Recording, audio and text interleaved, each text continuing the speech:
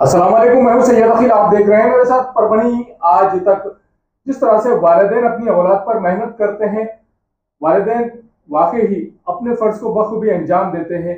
और जिस तरह से हमारे बशीरुद्दीन साहब जो परतूर इस गांव में डॉक्टर जाकिर हुसैन यहाँ पर अपने बच्चों की तरह ही अपने कौम के बच्चों को भी यहाँ पर पढ़ाते हैं, एजुकेटेड करते हैं, वेल क्वालिफाइड बनाते हैं। और जिस तरह से टीचर एक मौलिम बहुत जवाबदारी के साथ में अपने फराइज को अंजाम देते हैं, अपनी औलाद की तरह ही अपने विद्यार्थियों को बनाने की कोशिश करते हैं। और इनके काविशों का नतीजा ये होता है कि अपनी औलाद को तो बनाते ही बनाते हैं, लेकिन अपनी औलाद के अलावा अपने कौम और मिल्लत के बच्चों को भी बनाते हैं। ऐसे ही बशीरुद्दीन साहब हमारे साथ में हैं। डॉक्टर जाकिर हुसैन परतूर यहाँ पर एचएम है और इनके 4 बच्चे अल्हम्दुलिल्लाह अल्लाह के फजल और करम से 4 बच्चे, 2 बेटियां और 2 बेटे डॉक्टर बन चुके हैं। 3 बच्चे तो मुकम्मल डॉक्टर हो चुके हैं और एक बच्चा इनका एमबीबीएस को लग चुका है। जिस तरह से यहाँ पर जिस बच्चे के बारे में हम बात कर रहे हैं, जिस लड़के के बारे में हम बात कर रहे हैं, ये सर का चौथा लड़का है।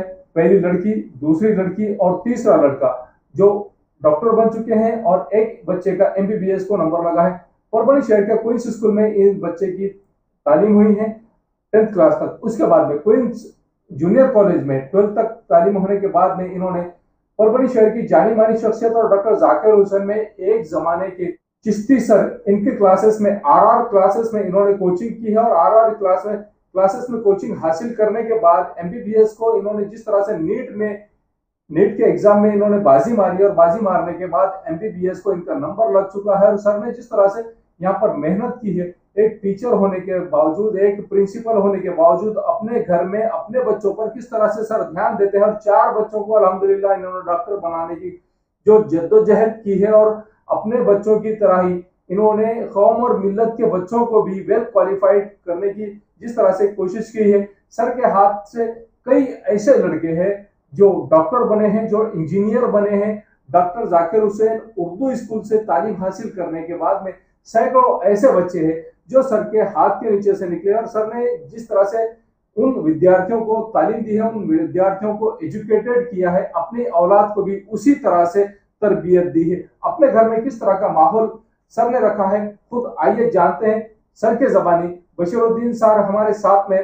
सर, किस तरह से आप देखते हैं कि आपने अपने विद्यार्थियों को तो बनाया ही बनाया है, लेकिन विद्यार्थियों के अलावा घर में खास तौर से टीचरों के घर में अपने बच्चों को टाइम नहीं रहता है देने के लिए।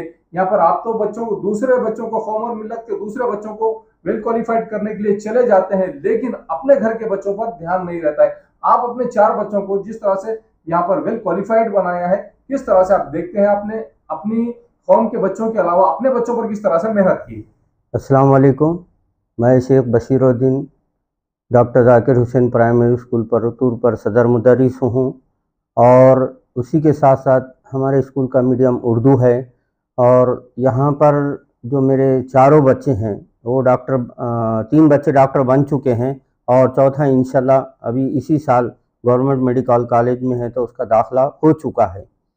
अब रही बात जो हमारे बच्चों की तालीम की, तो हमने सबसे पहले हमारे बच्चों को बेसिक तालीम है तो पहली में जाने से पहले है तो सिखा दिए थे, ताकि वो जब पहली जमात में आए तो इंग्लिश, उर्दू, मराठी और उसी के साथ साथ अरबी ज़बान, इन ज़बानों से उनकी वाक़फ़ियत अच्छी तरह से हम करा चुके थे और उसी के बाद उनका पहली जमात में हमने दाखिला किया।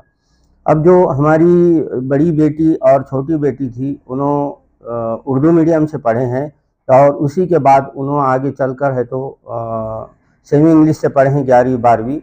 तो उनका जो बेसिक एजुकेशन था हमने घर में ही मुकम्मल किया और घर में मुकम्मल करने के बाद उनका पहली से लेकर हमने 10वीं तक स्कूल में ही तालीम हुई। और उसके बाद दोनों लातूर में है तो उन्होंने एजुकेशन हासिल किया और बच्चों ने दीनी तालीम भी है तो अपनी मुकम्मल की।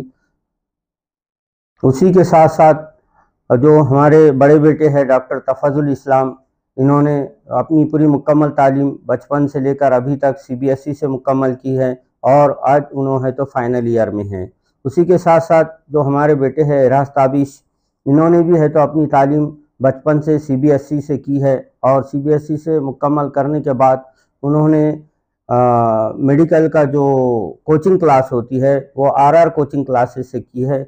और वहाँ पर जनाब जनाब चिश्ती सर बड़े ही खुसूसी ध्यान देकर बच्चों पर है तो वॉच करते हैं, उनको पढ़ाते हैं। और दीगर असातिज़ा जैसे रैयान सर है और दीगर दूसरे भी है तो लेक्चरर्स है वहाँ, उन्होंने बहुत ही ईमानदारी से, बहुत ही मेहनत से है तो हमारे बच्चे को है तो तैयार किया है। और हमारे बच्चे ने भी अल्लाह के फजल व करम से बहुत मेहनत की है और मेहनत अपना वक्त, सारा वक्त है तो उसी क्लासेस में दिया है। घर पर कम से कम वो 2 या 3 घंटे के लिए आराम के लिए आते थे और दोबारा वापस वहीं चले जाते थे। और अगर वो एक आध मर्तबा थोड़ा सा लेट भी हुए तो चिश्ती सर का फ़ोन आ जाता था कि एहराज क्यों नहीं आए।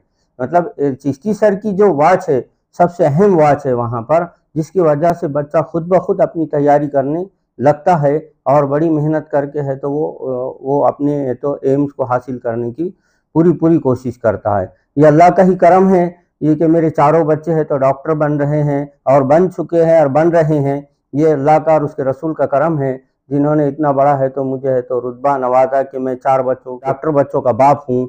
और उसी के साथ साथ जहाँ पर स्कूल का मामला था, मैंने प्राइमरी को है तो तकरीबन 20 साल पढ़ाया हूँ और मेरे ज़ेरे निगरानी में बहुत सारे बच्चे तालीम हासिल कर चुके हैं। लेकिन हमारी सबसे बड़ी खासियत ये थी कि हमने बच्चों को बहुत ईमानदारी से पढ़ाया है। जब तक एक टीचर दूसरों के बच्चों को ईमानदारी से नहीं पढ़ाता उसके बच्चे किसी काबिल नहीं बनते। ये सबसे बड़ा फैक्ट है और अगर किसी ने इसको समझ लिया तो उसकी अपनी ज़िंदगी है तो कामयाब है, अपने बच्चों की ज़िंदगी कामयाब है और आखिरत कामयाब है। हकीकत में बच्चों के वालिदा ने जो मेहनत यहाँ पर की है, आपके बद पीछे आपके घर में जो माहौल बनाकर रखा हुआ है, एक वालिदा की भी जिम्मेदारी होती है कि इन बच्चों को वो माहौल बनाकर दे। किस तरह से देखते हैं आप इस बात को? आप तो टीचर थे ही, आप तो टीचर है ही, लेकिन घर में आपके वाइफ ये इन्होंने किस तरह से खेल किया हुआ है? हाँ, तो सबसे बड़ी बात यह है कि उनकी वालिदा हाउस वाइफ के साथ साथ एक टीचर भी है और उन्होंने अपना स्कूल करते हुए भी अपने बच्चों पर है तो पूरा ध्यान दिया, बच्चों की तालीम पर ध्यान दिया। सबसे पहले बच्चों की दीनी तालीम मुकम्मल की, फिर उसके बाद उनकी इंग्लिश, उर्दू, मराठी पर ध्यान दिया और ख़ास तौर से उनका जो होमवर्क होता था वो होमवर्क चेक करना, वो होमवर्क जांचना, वो होमवर्क में अगर क्या खामी है उन असातिज़ा से है तो कांटेक्ट करना, उनसे बात करना और उनके मसाइल का हल निकालना, ये उनकी वालदा ने है तो बहुत बड़ा काम किया। उसी के साथ साथ उनकी वालदा ने अपनी नौकरी करते हुए अपने बच्चों की जो परवरिश की है, जैसे खाने का मसला है, टिफ़िन का मसला है, यूनिफॉर्म का मसला है, वो खुद तैयार करके अपने बच्चों को रवाना करती थी और अल्लाह के फजल व करम से उनकी मेहनत अल्लाह ने आज है तो कामयाब कर दी है। डॉक्टर तफजुल इस्लाम साहब है जो सर के तीसरे नंबर के बच्चे हैं। बेटियां तो दोनों अल्हम्दुलिल्लाह बड़ी हैं और बेटियों के बाद में जो लड़के हैं इन्होंने किस तरह से यहाँ पर मेहनत की है और वालिदैन जिस तरह से इन्हें गाइडलाइन करते थे, वालिद साहब तो यहाँ से परतूर जाकर अपना काम करते थे और वालिदा परभनी में रहकर काम करती थी। हकीकत में हम डॉक्टर इस्लाम साहब से जानते हैं कि किस तरह से आपने मेहनत की है और आपके चारों भी, आप खुद मिला के दोनों बहनें और दोनों भाई यहाँ पर किस तरह से एक दूसरे से तालमेल रखकर एजुकेशन हासिल करते थे। क्या कहना चाहेंगे सर आप? अस्सलाम वालेकुम। अगर बात है कि बहनों के और भाइयों के बीच में तालमेल और पढ़ाई की, तो सबसे पहले तो दीदी ने उनका एजुकेशन पूरा करा और दीदी के बाद दीदी के गाइडेंस के अंडर में हम लोग ने हमारी पढ़ाई की। जो चीज़ें नहीं समझते थे उसमें दीदी हेल्प करते थे और उसमें अब्बू का दीदी के ऊपर एक बहुत बड़ा रोल था। अब्बू उनके खाली वक्त में जाके जो चीज़ें दीदी को नहीं समझती थी वो स्कूल में जाके उनको ख़ास एक्स्ट्रा टाइम निकाल के अब्बू के जॉब के बाद उन्होंने जाके वहाँ पे पढ़ाते थे उनको। और फिर उसका फ़ायदा हमारे ऊपर हुआ कि जो चीज़ें हमको नहीं समझी, जो चीज़ें हम डिफ़िकल्ट लगती थी, वो चीज़ें उनकी वजह से हमारे पास आसान हुई। और रही बात पढ़ाई की, वो तो माहौल के साथ चलता गया। और आपकी उम्र के बच्चों को किस तरह से आप आह्वान करना चाहेंगे कि बच्चों ने जो एमबीबीएस डॉक्टर बनना चाहिए या एमबीबीएस के अलावा आईएएस, आईपीएस और आईएएस बनना चाहिए? ये खास तौर से एक घर के 4 बच्चे जब डॉक्टर बनते हैं तो यहाँ कुछ एम होता है अपने गोल को हासिल करने का। आप कौम और मिल्लत के उन नौनिहाल बच्चों को किस तरह से आह्वान करेंगे जो बच्चे वेल क्वालिफाइड होकर भी कहीं पस्ता हाल में रहते हैं, कहीं पर उनको सपोर्ट नहीं मिलता है और वो हिम्मत उनकी पस्त हो जाती है। ऐसी सूरत में उन लोगों ने क्या करना चाहिए और किस तरह से एमबीबीएस उनका गोल रखना चाहिए और यहाँ पर नीट की एग्जाम को देकर नीट में विनर होकर किस तरह से एमबीबीएस को लगना चाहिए? इस बारे में तो पहले अगर बात की जाए कि नीट में लगना या फिर ज़िंदगी में कुछ करने के बारे में, तो सबसे ज़रूरी और सबसे अहम बात है कि जो लोग उस चीज़ से गुज़र चुके हैं उनके नक्शे चाहे वो उस चीज़ में पास हो या फेल हुए हो, उससे फ़र्क नहीं पड़ता। बस वो लोग जो बोल रहे हैं उस उनके नक्शे कदम पे चलना बहुत ज़रूरी है। वो बात उस वक्त में, उस टाइम पे, उस दौर पर आपको भले ही बुरी लगेगी, बट जब आप आगे जाओगे ज़िंदगी में और वो वक्त चला जाएगा, आपको उस बात का एहसास होगा कि जो उस टाइम पे हमको बोला गया था वो अगर उस टाइम पे फॉलो कर लिया जाता तो आज शायद हम कुछ बेहतर मकाम पे होते। हमारे साथ में बशीरुद्दीन सर है और इनके दो नौनिहाल बच्चे हैं जिन्होंने यहाँ पर डॉक्टर बनने का जिम्मेदारी उठाई है और कौम और मिल्लत की खिदमत करने का यहाँ पर उन्होंने बीड़ा उठाया है। सिर्फ कौम और मिल्लत की ही बात हम नहीं करेंगे, जब डॉक्टर होता है दर्जा डॉक्टर को दिया हुआ है। अल्लाह तबारक व तआला ने इतना वैल्यूएबल बनाया है डॉक्टर को, और डॉक्टर का काम होता है कि इंसान को, दुनिया में जितने भी इंसान हैं, चाहे वो किसी भी कौम के हो, किसी भी मजहब से ताल्लुक़ रखने वाले हो, उन तमाम लोगों का इलाज करे और उन्हें शिफा देने की कोशिश करे। यही काम होता है एक डॉक्टर का। बशीरुद्दीन सर है और इनके दोनों नौनिहाल और प्यारे और जान से ज़्यादा प्यारे और अजीज़ बच्चे हैं जिन्होंने अपना अचीवमेंट हासिल करने की कोशिश की है और उसमें कामयाबी भी इन्हें मिली है। हमारे साथ एहराज ताबी साहब है जिनका नंबर एमबीबीएस को लगा है और गवर्नमेंट कॉलेज में एमबीबीएस को नंबर लगा है। इन्होंने हकीकत में नीट तक जिस तरह से मेहनत की है, इनकी जो जिंदगी शुरू हुई है पहली क्लास से तो नीट तक इन्होंने किस तरह से तालीम हासिल की है, अपने वालिदैन को मद्देनजर रखते हुए। वालिदैन इनके टीचर, यहाँ पर टीचर होने के बावजूद टीचरों को अक्सर टाइम नहीं मिलता, उसके बावजूद भी इन्होंने एजुकेशन हासिल किया है। एमबीबीएस को इनका नंबर लग चुका है। क्या कहना चाहेंगे सर आप? अस्सलाम वालेकुम, हम शेख एहराज ताबी शेख बशीरुद्दीन। नीट 2024 में हमारा नंबर सेलेक्ट हुआ है जी के लिए। अल्हम्दुलिल्लाह, अल्लाह ताला का लाख लाख शुक्र है।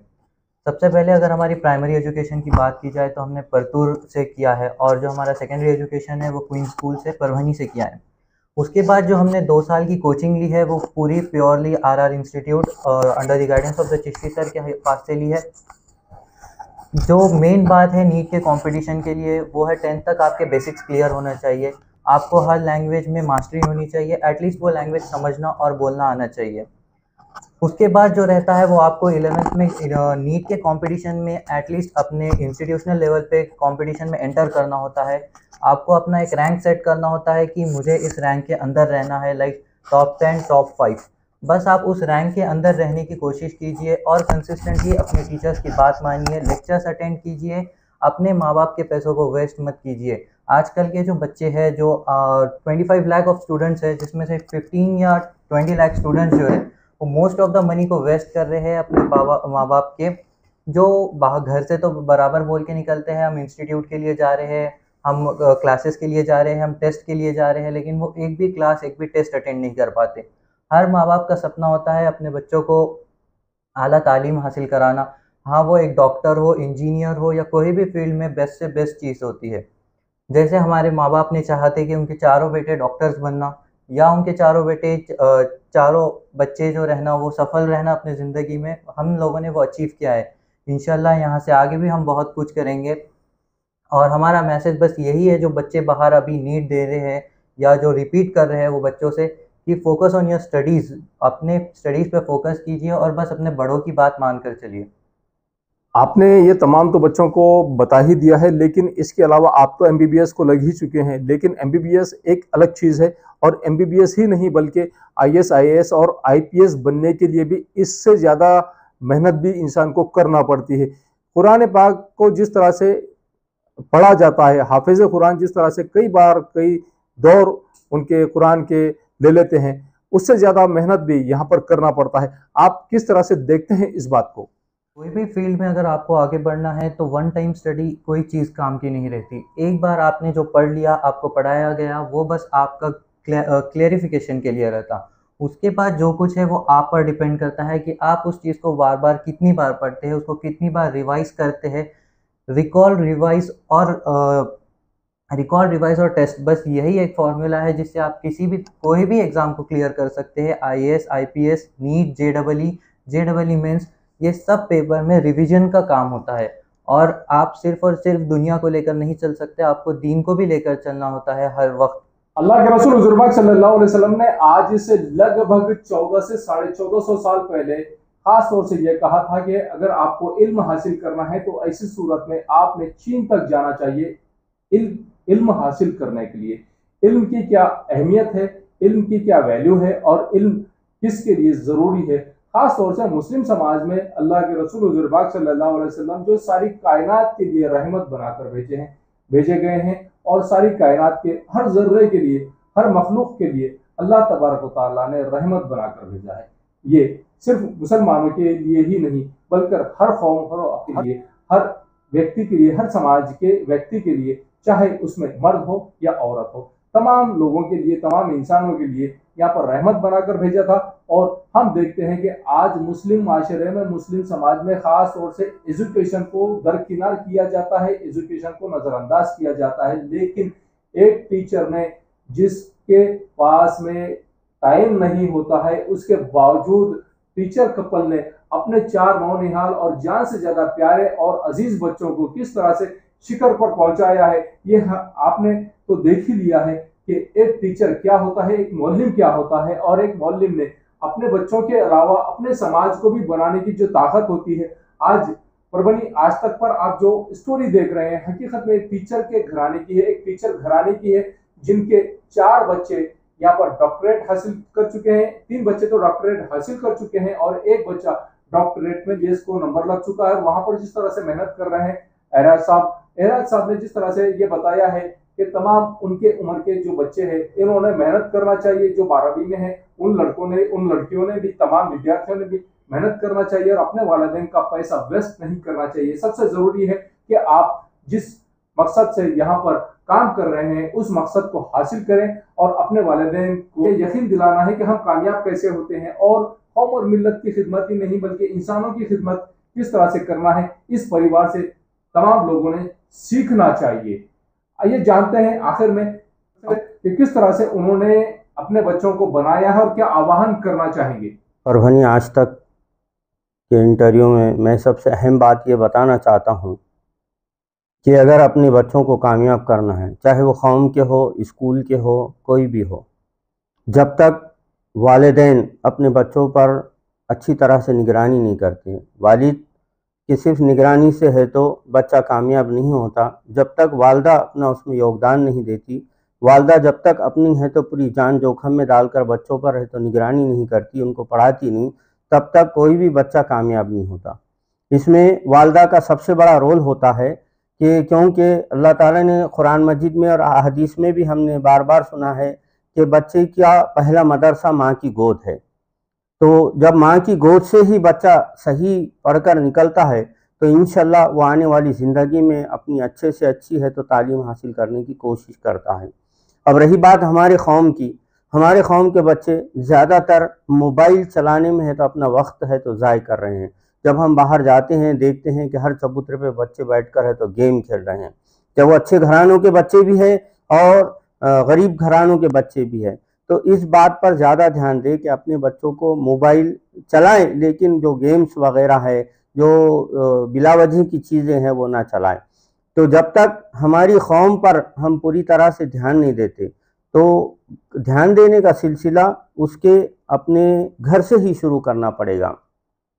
सबसे पहले हर कोई इंसान ये जान ले कि अपने घर से अपने बच्चों के लिए हम हैं तो उसकी पूरी निगरानी करें, उसके तालीम पर ध्यान दे। उसके अहम सबसे बड़ी बात है कि दोस्तों पर ध्यान दे कि उनके दोस्त कैसे हैं। अगर दोस्त अच्छे हैं तो आपका बच्चा अच्छा है, दोस्त अगर पढ़ने वाले हैं तो आपका बच्चा पढ़ने वाला है, दोस्त अगर बेकार है तो फिर आपके बच्चे की ज़िंदगी ज़ाय होने का 100% है तो खदशा लाहक होता है।